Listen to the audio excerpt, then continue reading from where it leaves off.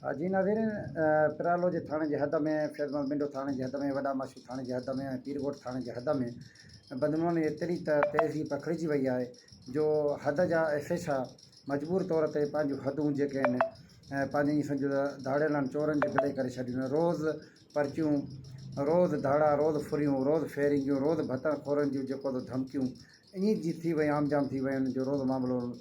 बणिजी वियो आहे। ऐं माण्हू शहरनि जो ख़ासि करे दीवान बिरादरी पीरगोट हुजे, फैज़मल मिंडो हुजे, या पिरालो हुजे, या फैज़वा हुजे, या गाड़ी मोड़ी हुजे,